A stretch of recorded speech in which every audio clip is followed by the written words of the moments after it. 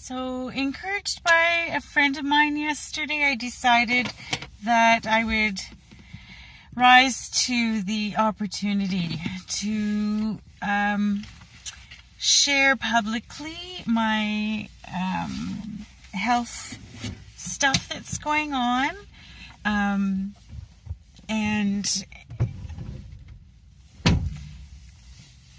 so that's what I'm doing. So today I'm just actually waiting. I've got 30 minutes before my appointment, but I have a doctor's appointment scheduled, and I'm right here at the clinic. So just let me see, how do I reverse this camera? Maybe I can't now. Yeah, medical clinic parking. Not that I need to define where I am, but I think it's really important that I begin by saying that nothing I'm doing is new, and it's not certainly anything that I'm conjuring up. I just have made a decision to take complete control of my health in a new way. So it's becoming very obvious to me that my idea of self-care and the benefits of self-care are two completely different things. So honestly, for years and years, I have been under the impression, truly under the impression, that everything I was doing, pretty much, we could argue about a few things, but everything I was doing for me, therefore that equaled self-care. And I'm finding out that that's actually not what self-care means, and entirely. And that there's some wisdom to be learned here. You know, I'm a healer, but I'm also a work in progress. And so if I can inspire one person, then that'll be awesome. So I hope anybody who's listening will relate and respond and comment and let me know what you think, what your journey is like, how you're experiencing things.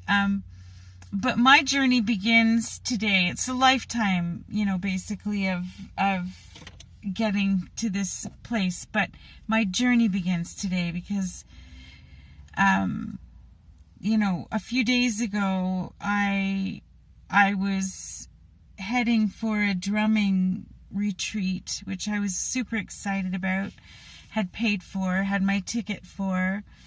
And I got super dizzy. Just, in the hour before I was supposed to hit the highway to travel there. And I got really dizzy. And that compounded with the inflammation issues that grounded me from going to Africa in February or March. Concerns around flying and how that could be compromised, could compromise my already challenged condition. Let me put it that way. So without going into a lot of details, I've been dealing with inflammation, chronic inflammation all my life. I'm sure I'll show pictures at some point when I'm brave enough. But to the degree that, ironically, I've not, I don't love my legs. Okay, let me just say it that way. I just don't love my legs. I have big ass legs. My calves are as big as some women's thighs. Some women who call themselves fat, by the way, I'll just add that. I have no ankles. They're cankles. They're the kinds of things that Friends make episodes about. And, or maybe that was Jerry Seinfeld. I can't remember. But those ankles, that's what I have. It's calf all the way down to the foot. That's me. And, nobody up until this point has really done much about it. It's been that way since I was 12. I had an incident where I would imagine it was some kind of toxicity poisoning where I ate, like everybody else in my family, wieners and beans for dinner one night, and then I got super sick.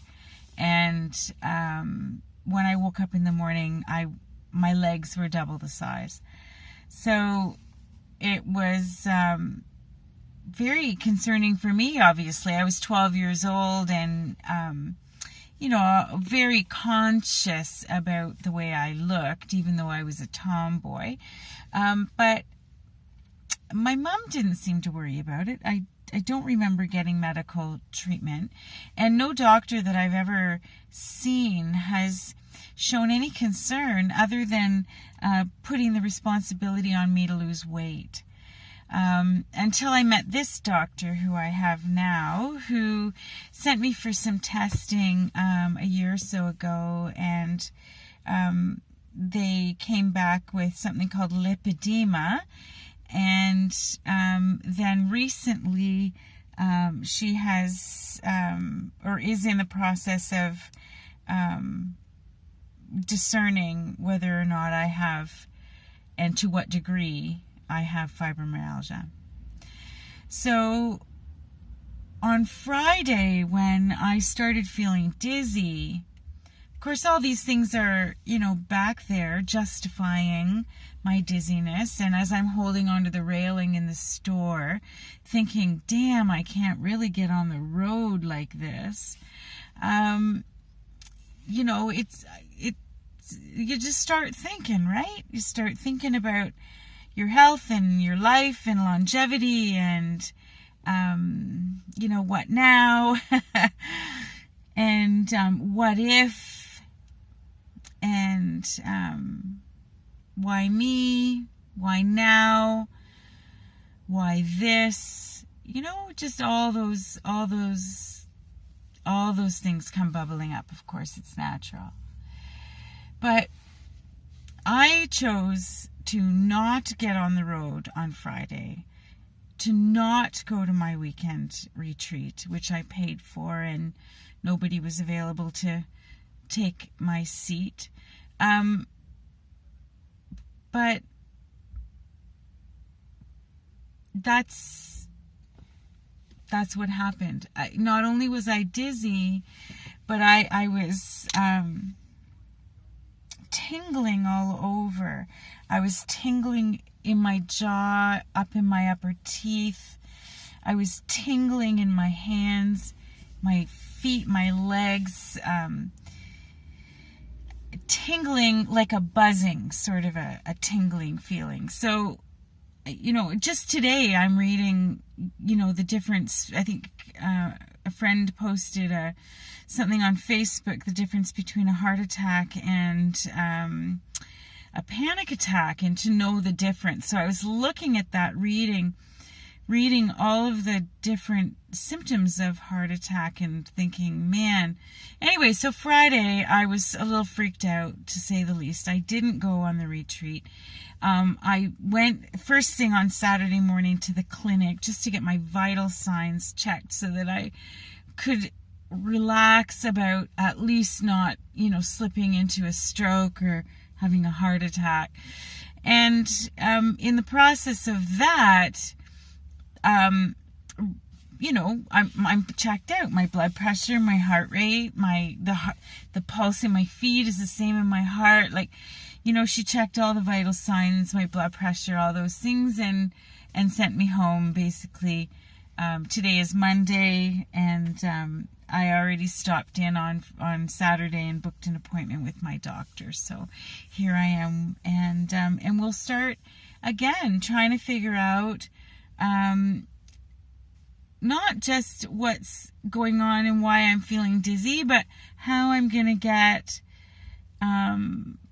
into a position of wellness, and how I'm going to get this inflammation under control. My doctor knows that I'm not a fan of pharmaceuticals at all, so anything alternative, complementary, that's where I will go first. So it's good. It's beautiful relationship, because I have her. She's just strictly medical, and but she understands that I have a choice to do what I need to do for me. So so she gives me great advice. And today I'm going to get to talk to her about Himalayan salt. Anybody who's following me knows that I've just started up a new business selling Himalayan salt. So I really want to get clear on the potential for my own healing, but also the risks, so that I can inform and help inform other people.